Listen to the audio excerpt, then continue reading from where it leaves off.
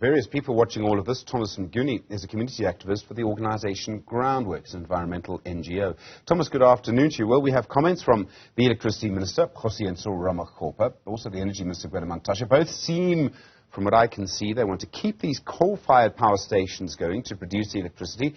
How do you respond to that? Is it the right thing for us to do? Stephen, I would say no.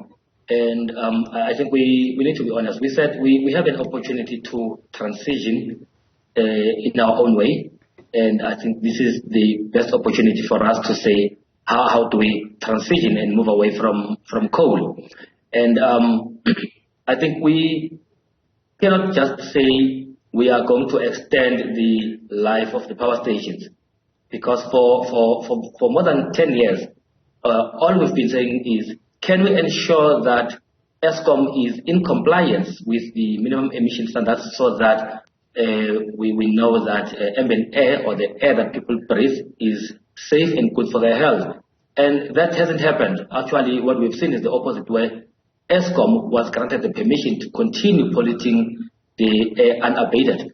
And that has impacted on people's lives. And we have seen several cost-benefit analysis saying we're spending a lot of money on health, and that is due to the pollution people are exposed to.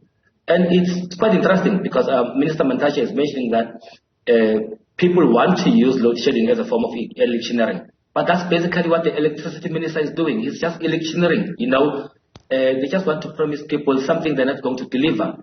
And we have seen in the past, they said there's not even a single power station that's going to be closed. Komati is closed right now. People have lost their jobs. People's health has been compromised, and how do we explain to people that today they don't have a job?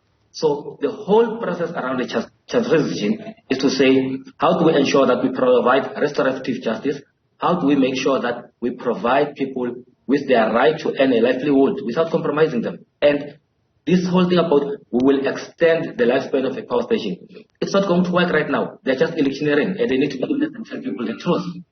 So, I mean, the argument for it, right, is that if we don't extend the life, we're going to run out of power. We'll have much worse load shedding. Now, I hear you about health effects of people in Mpumalanga, but with electricity, with no electricity, we lose lives too. So the argument would go, it's better for the entire country to keep these power stations going because we know they work. That would be the argument.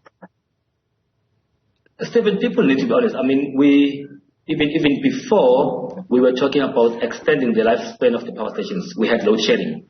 And if you look into the performance of the different power stations, I mean, their performance is very dismal. How do you explain a new power station like Tutuga and Majuba failing to produce even 50% of their overall output? I mean, the performance is dismal. If you look into Guswile, it's one of the newly built power stations, but it hasn't even provided us with 30% of their envisaged output. So how do we change that overnight if you have failed for more than 20 years to do that?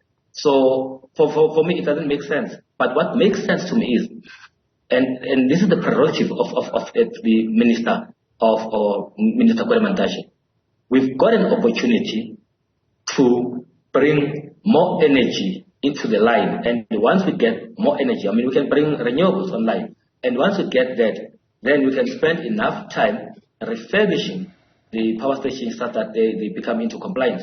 But there's no way you're going to fix an old car if it's not performing. You just have to scrap it. And that is basically what Eskom needs to do. All those non-performing old power stations, they need to be scrapped. We need to bring socially owned renewable plants on board so that people can play an important role in our energy development.